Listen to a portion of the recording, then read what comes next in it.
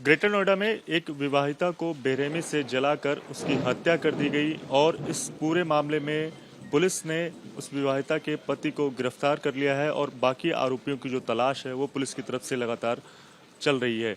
इस पूरे मामले में क्या कुछ हुआ, विवाहिता का जो परिवार है वो हमारे साथ बातचीत करने के लिए मौजूद है। सबसे पहले अपना नाम बता दीजिएगा। भिकारी सिंह।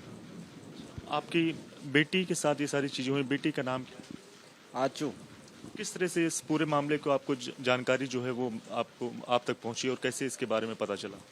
ड्रिंक वगैरह करता है, विवाद हो रहा है इसमें। उस लड़की के दवा संबंध थे दूसरी से, उसके बारे में ये विवाद चल रहा है इसका। इसमें जो हमने बहुत कई बार समझाया, पंचायती तौर में भी समझाया, उसकी कोई बात समझ में नहीं आई। माँ सपोर्ट करती रहती है उसको। माँ बार बार कहती है जी मैं और शादी कर लूँगी, ये कर लूँगी, वो कर लूँगी, इधर उधर की बात करती है। छोटा बच्चा है, 7 साल का बच्चा है।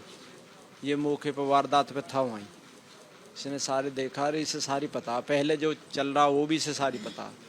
वीडियो आया क्या उसके पहले भी लगातार इस तरह की आपकी बेटी के साथ मारपीट लगातार हो रही थी? ऐसी बराबर हो रही है मारपीट, वो कम नहीं हुई है। बड़ी बेटी के साथ भी करने लगे, पहले बड़ी बेटी के साथ ना, फिर बड़ी बेटी के साथ, फिर बड़ा बेटा भी उसके मम्मी के साथ ही चला गया। एक फेवर में बात है उनकी सारी। दोनों बेटियां आपकी वहीं पे शादी हुई?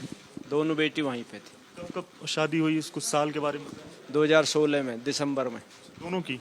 दोनों की। नोटबंदी थी, नोटबंदी में मैंने शादी की, इधर उधर से करके। कितना खर्च किया था?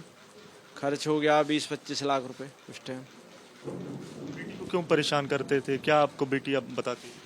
रोज वो कहे तुम्हारा ओडी है, तुम गाड़ी ओडी दे दो हमें, वो दे दो। छोटे वाले का तो यही कहना, दारू पी के ड्रिंक करके इधर करना वो करना, यही बकवासें करे वो। टॉर्चर करता था लड़की को, बार बार तंग करता।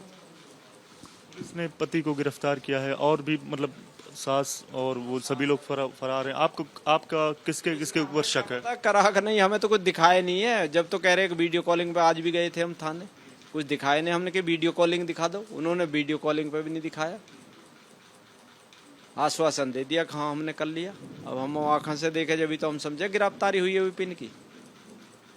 बताओ क्या करें? पुलिस की जांच से संतुष्ट नहीं है? नहीं, संतुष्ट नहीं है पुलिस की जांच से। अरेस्टिंग हो जा, हमसे आश्वासन दे दिया, जब तक दाग न लगा, जब से पहले अगर हम करेंगे, अरेस्टिंग करेंगे, आप दाग लगवाओ।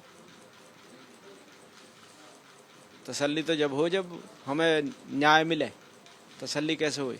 बेटी चली गई मेरी, मैंने पढ़ाई लिखाई बढ़िया बढ़िया रखा। दूसरी बेटी आपकी कहाँ पे है, मतलब वापस आपने बुला? हाँ बुला लिया, यहाँ ये बड़ी बेटी की बेटिया है, बड़ी वाली, ये बेटा बड़ी का, उसका छोटी जो एक्सपायर होगी उनका ये बच्चा।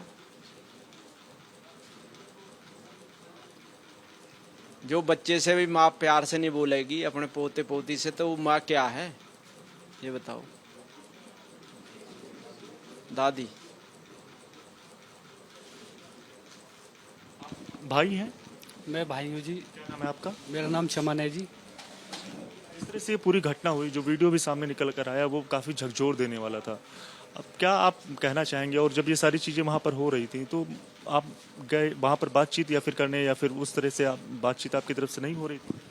बातचीत हमारी 21 तारीख में हमको पता चला था शाम को 6 बजे कि ऐसे ऐसे हादसा हो गया जी। हम हॉस्पिटल गए, हॉस्पिटल में देखा था कंडीशन बहुत ज़्यादा ख़राब थी। फोर्टिस हॉस्पिटल में उसका फर्स्ट एड चल रहा था। हमारी कोई उनसे बातचीत नहीं होने दी, हॉस्पिटल में कोई बयानबाजी नहीं हुई। उसको क्या इंजेक्शन दिया क्या नहीं दिया वो मतलब बोली नहीं जी वो। उसके बाद फोर्टिस वालों ने रेफ़र कर दिया दिल्ली के लिए जी। दिल्ली जाते जाते वो बहन जी हमारी ख़त्म होगी। उसके बाद वापस ले आई जी, हम पोस्टमार्टम करवाया तो अंतिम संस्कार करा। तब तक तो प्रशासन साथ में था जी, 4-5 गाड़ी उनकी अंतिम संस्कार तक साथ में थी। बोले आप अंतिम संस्कार करो, उसके बाद में जो भी आप FIR करोगे, जो प्रक्रिया है हम आपको पूरा सपोर्ट में करेंगे। आज दूसरा दिन हो गया है, अभी तक प्रशासन की तरफ से हमें किसी तरह की कोई संतुष्टि नहीं मिली है जी। किसी की ना ही गिरफ्तारी हुई है। कह रहे कि उसके पति को गिरफ्तार कर लिया है, लेकिन अभी तक कोई गिरफ्तारी नहीं हुई है जी। हमारी प्रशासन से यही मांग है, यदि हमें न्याय नहीं मिलेगा, प्रशासन हमें सपोर्ट नहीं करेगा, तो हम फिर कानून अपने हाथ में भी लेंगे जी। हमें किसी हद तक जाना पड़ा हम जाएंगे, हम छोड़ेंगे नहीं किसी कीमत पे भी। इतना दुखी हैं हम, हमारा इतना बड़ा हादसा हो गया, प्रशासन का बिल्कुल भी वो नहीं है किसी तरह की भी।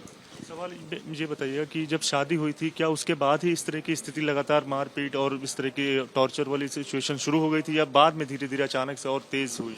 शादी 2016 में हुई थी जी, 5-6 साल तक बिल्कुल सब कुछ सही था जी, कोई शिकायत नहीं थी किसी तरह की। उसके बाद में अभी 1.5 साल पहले लड़के ने किसी लड़की के साथ अफेयर चल रहा था, उसके चलते हुए बराबर कलेश चल रहा था घर में जी। बड़ी बहन जी को भी टॉर्चर करते, मारपीट करते, छोटी वाली को भी। बड़ी बहन जी उसके सपोर्ट में बोलती थी, उसको भी मारते थे। उसके बाद फिर बड़ा वाला जो रिश्तेदार है वो उसके सपोर्ट में था, अपने भाई के में। अब उसकी सास भी सपोर्ट में थी। उसके बाद जो है कई बार लड़ाई हुई, मारपीट हुई। यहाँ पे भी हमने 7-7 महीने अपनी बहन जिन को रखा है यहाँ पे भी। उस झगड़े के बाद में हम यहाँ लिया है, भाई चलो ठीक है मामला शांत हो जाएगा, भाई घर कोई बात नहीं है, ये सब राट भी चलते रहे हैं, लेकिन किसी तरह की कोई बदलाव नहीं आया जी।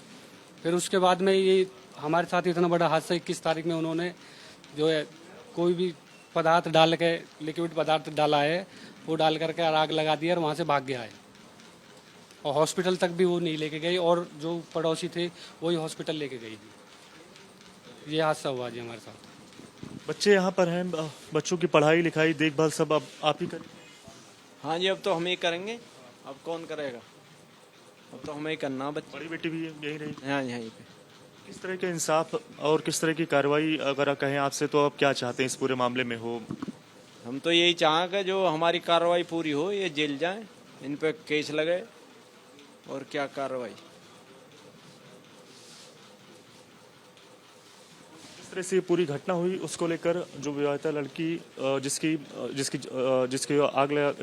जान चली गई और उसका जो परिवार है वो साफ तौर से यही बात कह रहा है कि पुलिस इस पूरे मामले में सख्ती से जो कार्रवाई है वो करे, और ये भी देखना होगा कि जो छोटे छोटे बच्चे हैं उनका भविष्य आगे आने वाले दिनों में किस तरह से संवरता है।